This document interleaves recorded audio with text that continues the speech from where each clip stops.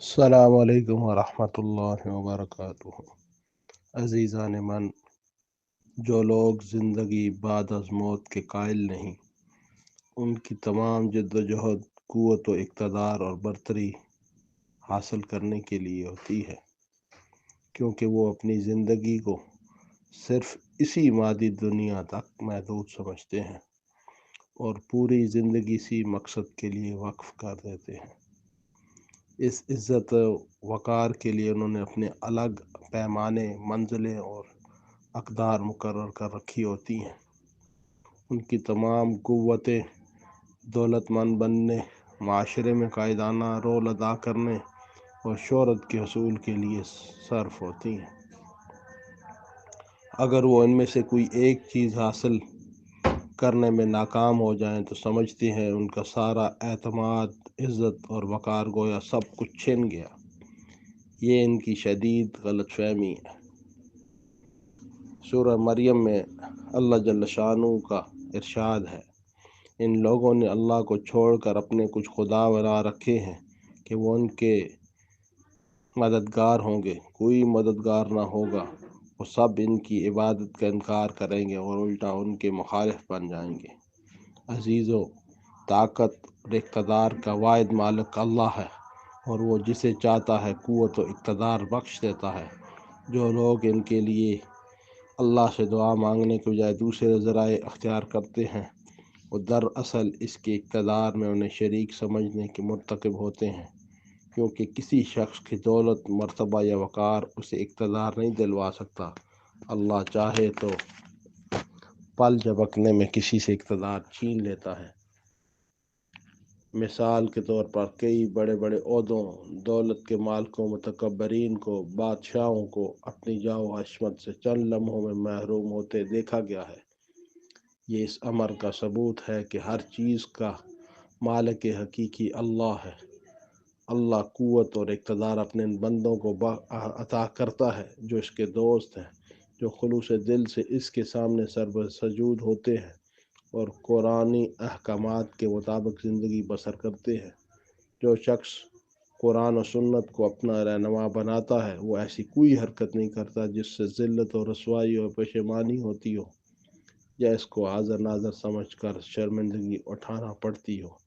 جو لوگ خلوص دل سے ایمان لائے ہیں، ان کے دلوں میں کسی شخص یا کسی کے اقتدار کا خوف نہیں ہوتا اور نہ وہ کسی سے فوائد حاصل کرنے کے لیے بے جا خوشامد کرتے ہیں۔ ان کی تمام جد و جہد کا مرکز و محور اللہ کی خوشنودی کا حصول ہوتا ہے اور ان کے دل بھی غیر اللہ کے خوف سے بے نیاز ہوتے ہیں۔ یہی وجہ ہے کہ انہیں نہ کوئی کمزوری ہوتی ہے اور نہ وہ احساس کمتری میں مبتلا پائے جاتے ہیں۔ اگر ان کے پاس مال و دولت اور اقتدار آ بھی جائے تو وہ کسی گھمنڈ کا شکار نہیں ہوتے، بلکہ یہ سمجھتے ہیں کہ یہ سب کچھ اسی کی عطا ہے۔ چنانچہ بارگاہ عزتی میں ان کے سر مزید جھک جاتے ہیں، ان کے دل خوف خدا سے لرزتے رہتے ہیں اور وہ اپنی زندگی کے تمام لمحات اسی کی خوشنودی کے لیے وقف کیے رکھتے ہیں۔ اللہ جل شانہ کا سورۃ منافقون میں ارشاد ہے، حالانکہ عزت تو اللہ اور اس کے رسول صلی اللہ علیہ وسلم اور مومنین کے لیے ہے، مگر یہ منافق جانتے نہیں ہیں۔ عزیزان من،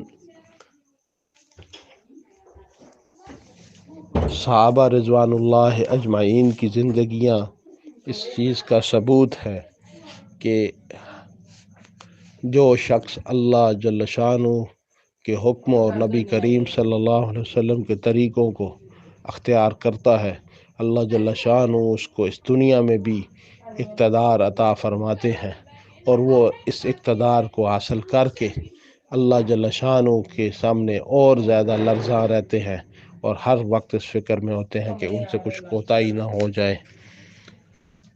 ان کی زندگیوں کا مقصد ایک ہی ہوتا ہے کہ میری زندگی کا مقصد تیرے دین کی سرفرازی، میں اسی لیے مسلمان، میں اسی لیے نمازی۔ عزیزان من، بے شک عزت، ذلت، غریبی، امیری، بادشاہی، فقیری، ہر چیز اللہ جل شانہ کے ہاتھ میں ہے۔ اللہ جل شانہ جسے چاہتے ہیں اسے عطا فرماتے ہیں، جس سے چاہتے ہیں چھین لیتے ہیں۔